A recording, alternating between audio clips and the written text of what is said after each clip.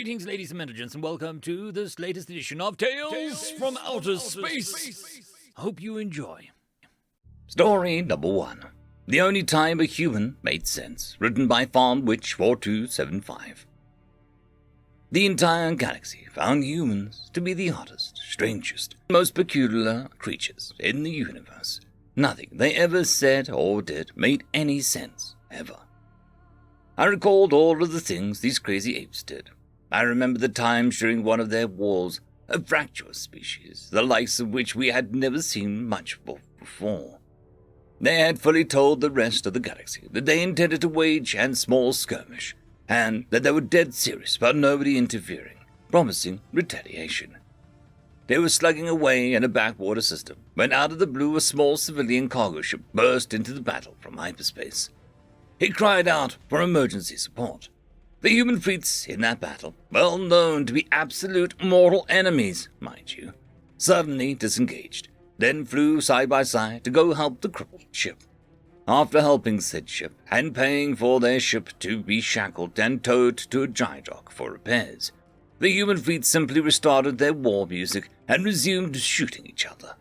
The other humans outside of the conflict simply laughed at it, and the rest of the galaxy spent the next few months with the phrase "HFY" Feck being the only thing ever said. Another scenario is when a human marine, one of humanity's warrior caste, single-handedly left an entire Sarantis infantry division to charge the Marangantis battle line. The crazy part was that it actually worked. Apparently, he was bored of being barked at by his sergeants. The Sarantis and the Marangantis were two subsets of the same species, sharing a fractional line across two separate gene lines, and had come to blows in a mining dispute that had lasted centuries. If you want a human analogy to this, think of the Democrats and the Republicans, and their long-standing war. Both the same country, both the same kind of silly. They were highly honor-bound traditionalist species that valued discipline and duty above all else. They held significant sway over the futures of the galactic body's politic, but could for the life of them never settle any disputes, mostly using tactics and weapons that humans found to be archaic and suicidal. Though few casualties were ever reported in their skirmishes, battles between them would last hours, skirmishes would be months in between, and it would all be decided during the battles. Both sides held the equivalent of laser muskets and would fire a single shot at one another. They would then break the formation and fight each other on a single combat until there was a victor. The humans apparently had long since dispensed with this practice, and from what I hear, actually had to stop themselves from laughing upon hearing it. There was one such battle, a human, not a marine per se, but rather a star pilot who crashed on the planet and in exchange for repairing his ship was drafted to service.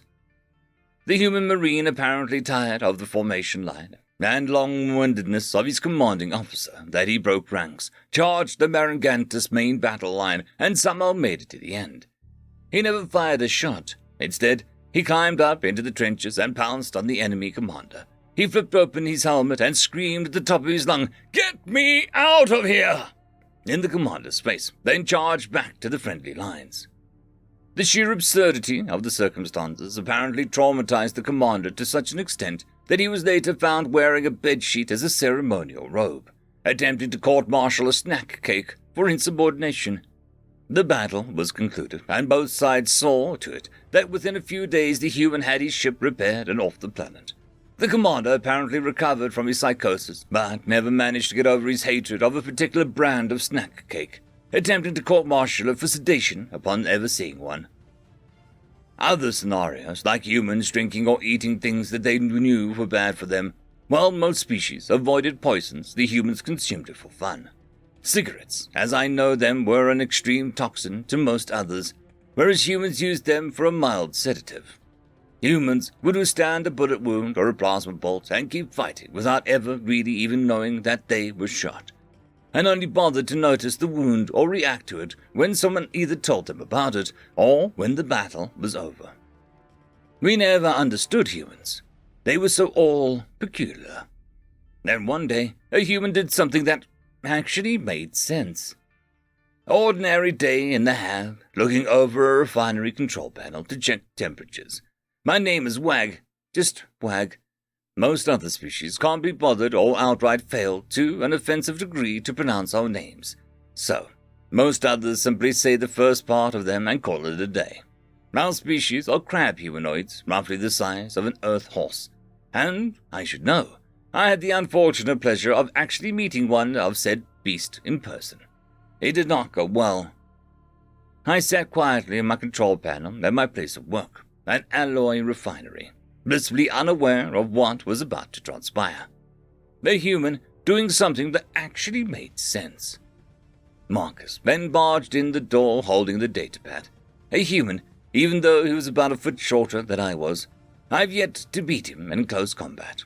Just like all humans, Marcus was about average for a human, 5'9", brown tuft of hair on his head and a smaller tuft in his upper lip. Skin that looked like it had been roasted in an oven. Like a Fast-Icosan Kapor Imustaragonic Utuyata. Good morning to you. He barked happily and slapped a datapad on my desk. Good morning, Marcus. You seem somewhat delighted.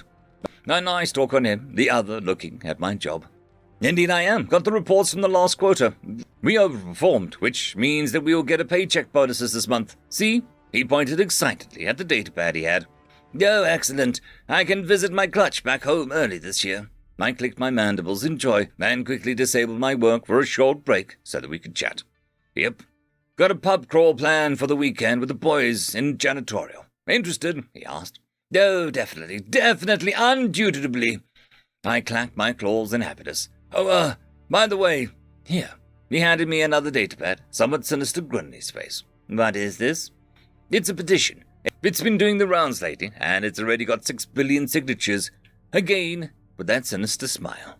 I read it. Petition for gww.change.universe/reclass.net. Reclassification of species. Reclassification of species is an absolute necessity for most creatures as they slowly gain intellect and technology. Or we simply discover a new thing about them. It is therefore we come to the following conclusion and ask changes be made to reflect this. We hereby petition that the creature known as politicians be reclassified as a separate species. The reason for this is that politicians, bearing some extremely rare and notable examples, are always a similar demeanor, attitude, and activity regardless of their origins. Pompousness, a lack of consideration, a certain quality of elitism and holier-than-thou thought process, and as such, all politicians act in the same way. Like arseholes. Every politician seems to operate under the same hive mind of the concept of power and its addictive nature, and even the most nicest and kindest of individuals can fall prey to this concept and become a complete arsehole seeming overnight, with few exceptions. Each politician seems to be under the same delusion of power saturating grandeur on achieving a seat of power. Therefore, this petition hereby exists to reclassify any and all politicians as their own species in order to properly open their behavior to scrutiny and necessary ridicule. We, the people. I looked up at him. He simply smiled down at me. I signed the document and retrieved the datapad. Both of us looked at each other for a bit, then burst into a fit of hysterical laughter. After a while, we said goodbyes and would likely meet up later for drinks after work. That right there was the only time a human did anything that actually made sense. Well, not the only time actually, but that, for me at least, was the best one. End of story. Story number 2, With Bated Breath, written by Ori L117. One bomb. That's all it took. One bomb and a gun was pointed at the head of the galaxy. It had been a test observed by all officials, admirals, generals. Any person of importance in that empire was there. Some barren world in some backwater corner of the empire was selected. A team of 15 soldiers landed on the surface of the barren world, and between 4 of them was the bomb, a sleek black case with 4 metallic handles, large and cumbersome. The point of the test was to see the destructive potential was there. The ergonomics would come later. 15 were selected, each a specialist in explosives. If even the smallest hitch occurred, those generals and admirals needed to be sure that it was resolved on sight. They placed the case on the ground, carefully, very carefully. One of the soldiers crouched next to it, pressed a few buttons on the small panel, and then very quickly retreated to their ship and left the surface. They had 45 minutes to get out of Dodge. Plenty of time, provided nothing goes wrong. Nothing went wrong. Those officials sat in the flagship of their navy, a large window looking down at the world, sipping champagne and enjoying the calm music from a live band. They talked and talked and talked about budgets, strategies, and voting habits. A voice rang out over the intercom of the ship. "Kilimanjaro test fire set to detonate in 1 minute." Those same officials put down their glasses and gathered around the window, still talking. "T-minus 10, that man on the intercom called out, counting down. The officials hushed themselves. 10 seconds went by. There was no sound in space, but those in the ship could swear they heard the planet groan.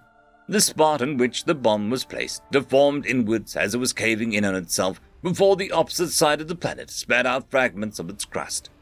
The same then occurred on the other original site of that world. The other two sides of the world were now separated by fragmenting, splitting apart. A blight applause erupted, and that observation deck. They were pleased. The galaxy was horrified.